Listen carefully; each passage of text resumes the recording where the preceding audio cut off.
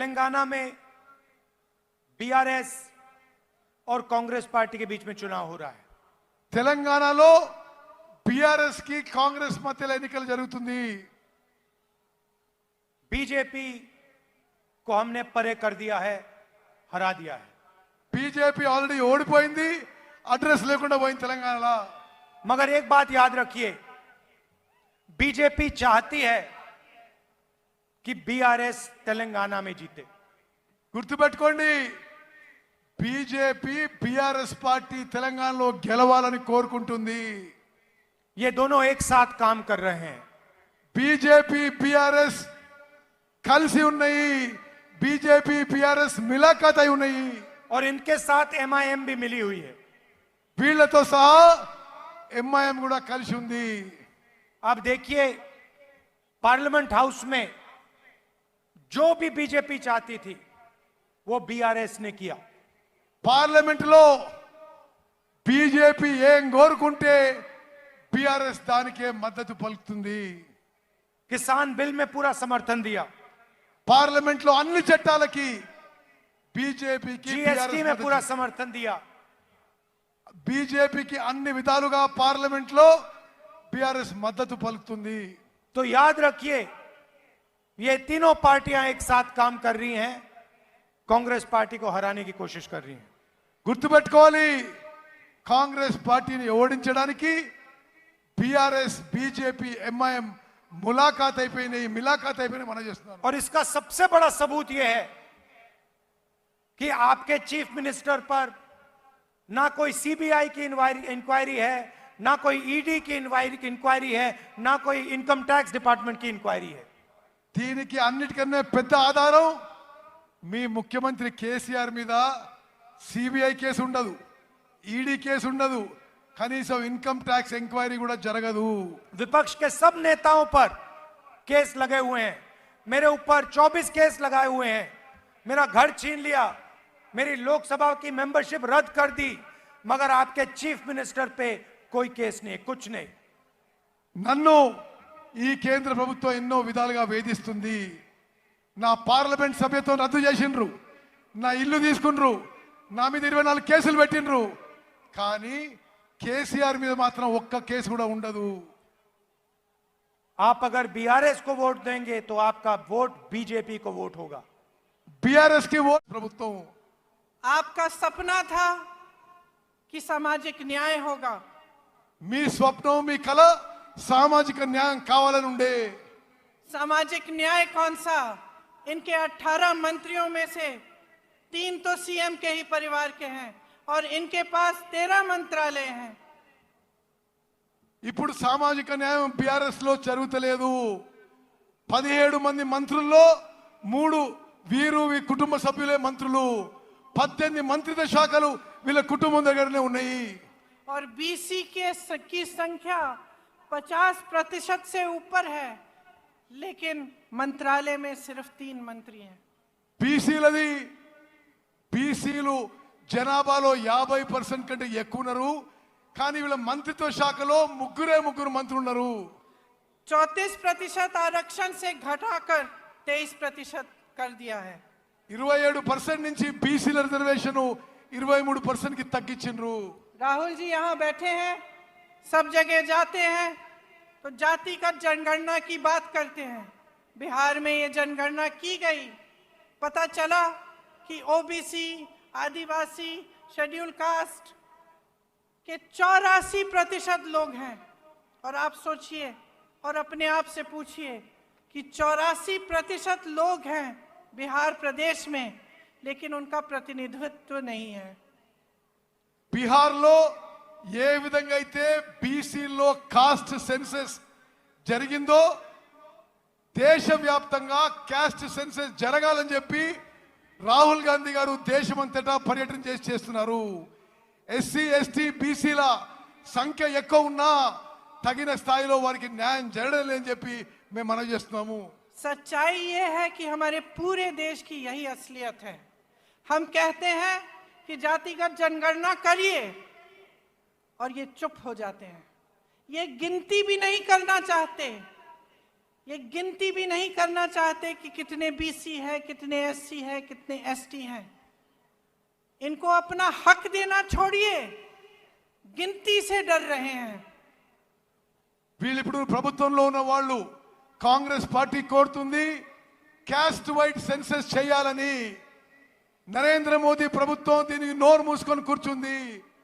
వాళ్ళ హక్కులు ఇవ్వడం దూరంగా పెట్టండి, కనీసం క్యాస్ట్ వైడ్ సెన్సస్ చేయడానికి కూడా మోదీ ప్రభుత్వం ముందుకు రావడం లేదు. तो ये सामाजिक न्याय देंगे कैसे? లెక్కలే చేయ. देखिए, आपको चुनना है। एक तरफ बीआरएस की सरकार है। शुरू में उन्होंने तेलंगाना की बात की थी, लेकिन आज भाजपा के साथ पूरी तरह से मिल चुके हैं।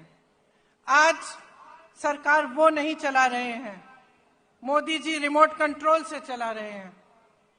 బీఆర్ఎస్ వాళ్ళు ముందు తెలంగాణ గురించి ఆలోచన చేసిండ్రు, కానీ ఇప్పుడు పూర్తి స్థాయిలో బీజేపీతో మిలాఖాత్ అయిపోయినరు. BRS BJP కలిసిపోయినాయి. ప్రభుత్వం రిమోట్ కంట్రోల్ తో నరేంద్ర మోదీ నడిపిస్తున్నాడు. Land mafia, sand mafia, mine mafia, wine mafia सबके साथ मिले हुए हैं। जिस तरफ आप देखो आपको भ्रष्टाचार ही भ्रष्टाचार दिख रहा है। जहां लूट सकते थे वहां से लूट रहे हैं। Sand mafia, land mafia, wines mafia, mines mafia అన్ని కలిసిపోయినాయి బీఆర్ఎస్ ప్రభుత్వంలో. ఎక్కడెక్కడి నుంచి లూటీ చేయాలో మిమ్మల్ని లూటీ చేస్తున్నారు బీఆర్ఎస్ పార్టీ వాళ్ళు. और सरकार का ध्यान महंगाई को मिटाने पर नहीं है, रोजगार बनाने को पर नहीं है, आपको मजबूत करने पर नहीं है। सरकार का ध्यान सिर्फ इन माफियाओं को बचाने में लगा हुआ है। ఈ ప్రభుత్వం యొక్క దృష్టి మీ పిల్లల ఉద్యోగాలు ఇవ్వడంలో గాని మీ జీవితాలు మెరుగుపరచడంలో లేవు. ఈ మాఫియాలను రక్షించడానికే ఈ బీఆర్ఎస్ ప్రభుత్వం ఉందని చెప్పి నేను మనవి చేస్తున్నాను. रंगारेड्डी जिले में हजारों करोड़ों के जमीन पर घोटाला किया। भूदान की जमीन रिकॉर्ड से ही गायब कर दी। రంగారెడ్డి జిల్లాలో వేల కోట్ల భూములు బీఆర్ఎస్ ప్రభుత్వంలో పెద్దలు లాక్కున్నారు. భూదాన్ మూమెంట్ లోని భూములు రికార్డ్ నుంచే తీసేసిండ్రు ఈ ప్రభుత్వం. कांग्रेस के जमाने में इन जमीनों को बेचना खरीदना मना था। కాంగ్రెస్ అధికారంలో ఉన్నప్పుడు ఈ భూదాన్ భూములని అమ్మడం గాని కొనడం గాని నిషేధం ఉండింది. आज इन्होंने ये जमीनें भी लैंड माफिया और अपने करीबों को बेच दिया है। వీళ్ళు ఇప్పుడు వచ్చిన వాళ్ళు బీఆర్ఎస్ వాళ్ళు ఈ భూములను కూడా ల్యాండ్ మాఫియాకి వాళ్ళ దగ్గర వాళ్ళకి ఇచ్చేసిండ్రు. आपको ये शब्द याद होंगे, बंगारू तेलंगाना, याद है? ये शब्द, ये वादा आपको बीआरएस ने किया था कि तेलंगाना को स्वर्णिम जगह बनाएंगे। బీఆర్ఎస్ వాళ్ళు బంగారు తెలంగాణ చేస్తామని మీకు హామీ ఇచ్చి అష్యూరెన్స్ ఇచ్చి మోసం చేసిన విషయం గుర్తు చేస్తున్నా. लेकिन इन्होंने अपने लिए बड़े बड़े आलीशान महल बना दिए और आपके जो सपनों का महल था वो चूर चूर कर दिया। వీళ్ళు 100 కోట్ల లూటీలు చేసుకున్నారు, పెద్ద పెద్ద బంగ్లాలు కట్టినరు. మీ స్వప్నం గాని మీ కల గాని ధ్వంసం చేసింది బీఆర్ఎస్ పార్టీ, బీఆర్ఎస్ ప్రభుత్వం. चाहे वो कर्नाटक हो, राजस्थान हो, छत्तीसगढ़ हो, हिमाचल हो, जो भी हम कहते हैं वो हम करके दिखाते हैं. కాంగ్రెస్ పాలిత రాష్ట్రాలు కర్ణాటక, హిమాచల్ ప్రదేశ్, రాజస్థాన్, ఛత్తీస్గఢ్ లో ఇచ్చిన మాటలన్నీ, ఇచ్చిన హామీలన్నీ అక్కడున్న కాంగ్రెస్ ప్రభుత్వాలు నెరవేర్చిన విషయం కూడా నేను మనవి చేస్తున్నాను. राजस्थान में हमने मुफ्त में, फ्री में इलाज करने का वायदा किया था. आज आप राजस्थान में जाके पूछिए, 25 लाख रुपए मुफ्त में हर व्यक्ति को इलाज किया जाता है. రాజస్థాన్ లో అందరికీ ఉచితంగా వైద్యం ఇస్తామని చెప్పి హామీ నిలబెట్టుకున్నాము. 25 లక్షల రూపాయల వరకు ఎవరికైనా సరే ఏ ట్రీట్మెంట్ అయినా సరే ప్రభుత్వమే భరిస్తుంది. ఇప్పుడు రాజస్థాన్ లో कोई भी बीमारी हो, चोट लगे, कैंसर हो, डायबिटीज हो, दिल का दौरा पड़े गरीब से गरीब व्यक्ति राजस्थान में मुफ्त में इलाज करा सकता है। రాజస్థాన్లో మీకు ఎటువంటి రోగము అనారోగ్యమైనా సరే డయాబెటీస్ గాని గుండెపోటు గాని క్యాన్సర్ గాని దెబ్బ తాకినా అందరికీ రాజస్థాన్లో కాంగ్రెస్ పాలిత రాజస్థాన్లో ఉచితంగా వైద్యం అందుతుంది। हिंदुस्तान में सबसे अच्छा स्वास्थ्य का सिस्टम आज राजस्थान में चल रहा है। భారతదేశంలో హాస్పిటల్ సిస్టము ఉచితంగా వైద్యం ఇచ్చే సిస్టము దేశంలోనే కాంగ్రెస్ పాలిత రాజస్థాన్ లో ఉందని చెప్పి నేను మనవి చేస్తున్నాను। छत्तीसगढ़ में हमने किसानों से कर्जा माफी का वायदा किया, वो वायदा पूरा किया। ఛత్తీస్గఢ్ లో రైతులకి రుణమాఫీ చేస్తామన్నాము, రుణమాఫీ చేసినాం। किसानों से हमने कहा कि 2,500 रुपए में हम उनको धान खरीदवाएंगे। ఛత్తీస్గఢ్ లో వరి ధాన్యాన్ని రైతుల నుంచి 2,500 రూపాయలకి కొంటాము అని మాట ఇచ్చినాము। ఆ మాట మేరకు ఛత్తీస్గఢ్ లో వరి ధాన్యాన్ని 2,500 రూపాయలకు కొనుగోలు చేస్తున్నాము। आज देश में धान के लिए सबसे ज्यादा पैसा छत्तीसगढ़ के किसानों को मिलता है। మొత్తం భారతదేశంలో వరి ధాన్యం కొనుగోలు ధర ఎక్కువ ధర ఛత్తీస్గఢ్ లో కాంగ్రెస్ ప్రభుత్వం ఇస్తుందని చెప్పి మనం చేస్తున్నాను। कर्नाटक में हमने 5 गारंटी का वायदा किया, पहले दिन हमारी कैबिनेट ने वो गारंटी पूरी कर दी। కర్ణాటకలో 5 గ్యారెంటీలు ఇచ్చినాము। మొదటి రోజే మా కేబినెట్ 5 గ్యారెంటీలు అమలు తీసుకొచ్చింది। कर्नाटक में जाइए, कर्नाटक में महिलाएं बस का पैसा नहीं देती हैं, मुफ्त में घूमती हैं। కర్ణాటక పోయి చూడండి, ఆర్టీసీ బస్సుల్లో మహిళలు ఉచితంగా ప్రయాణం చేస్తారు। हर महीने कर्नाटक के किसानों के बैंक अकाउंट में, कर्नाटक के महिलाओं के बैंक अकाउंट में पैसा आता है। ప్రతి నెల మహిళలు రైతుల బ్యాంక్ అకౌంట్ లో నేరుగా పైసలు వస్తున్నాయి। तो जो हम कहते हैं हम करके दिखाते हैं। మేము ఏ మాట ఇచ్చినా నిలబెట్టుకుంటామని చెప్పి నేను మరోమారు మనం చేస్తాం। तेलंगाना के लिए हमने और भी गारंटीज दी हैं। తెలంగాణ కోసం మరికొన్ని గ్యారంటీస్ ఇస్తున్నాము। महालक्ष्मी 2,500 रुपए हर महीने महिलाओं को, మహాలక్ష్మి పథకం తీసుకొచ్చి ప్రతి మహిళకి నెలకి 2,500 రూపాయలు ఇవ్వబోతున్నాము।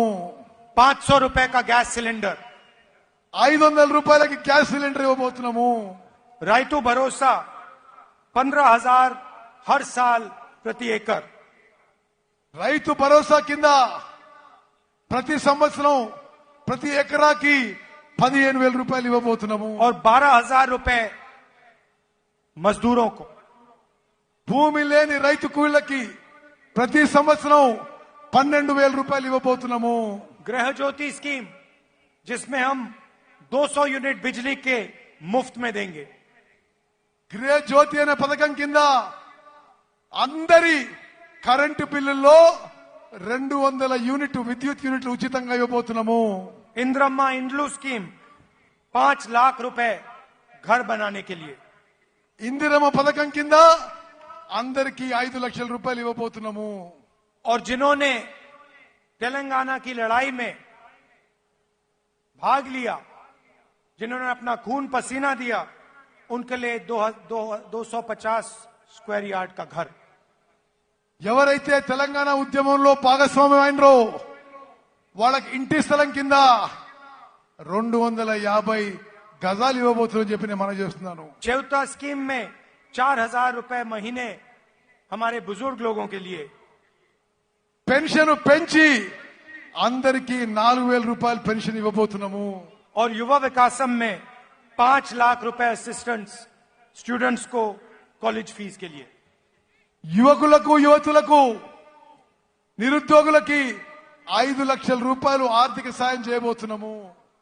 और आखिरी बात मैं यहां कहना चाहता हूं, आपका यहां हर साल त्योहार होता है, इसको हम नेशनल त्योहार घोषित करेंगे।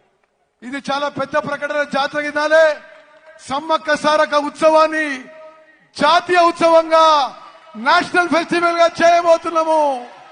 जैसे कुंभ मेला होता है वैसा ही आपका फेस्टिवल होता है, आपका त्योहार होता है। కుంభమేళా ఎట్లయితే జాతీయ ఉత్సవంగా నేషనల్ ఫెస్టివల్ చేయబోతున్నామో సమ్మక్క సారక ఉత్సవాన్ని కూడా జాతీయ ఉత్సవంగా నేషనల్ ఫెస్టివల్ గా చేయబోతున్నాము. जैसे ही हमारी सरकार दिल्ली में आएगी वैसे ही हम ये काम आदिवासियों के लिए करेंगे.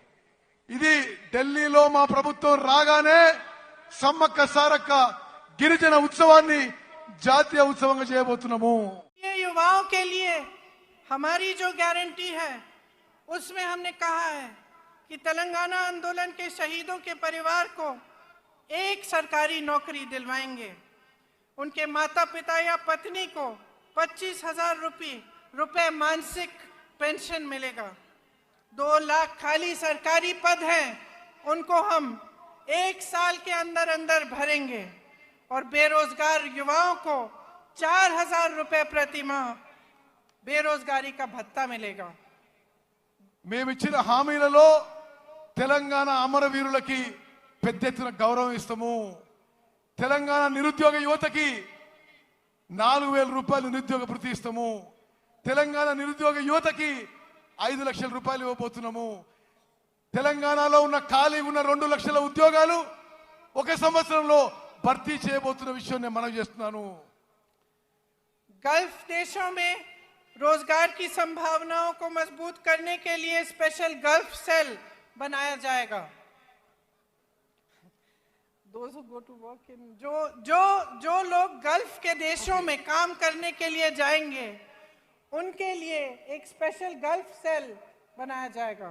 గల్ఫ్ లో పోయి మీకు తెలుసు ఉత్తర తెలంగాణలో చాలా మంది దుబాయ్ లో గల్ఫ్ లో పనిచేస్తారు. వారి కుటుంబాలని ఆదుకోవడానికి కూడా రాబోయే కాంగ్రెస్ ప్రభుత్వం ప్రత్యేక చర్యలు తీసుకుంటుంది.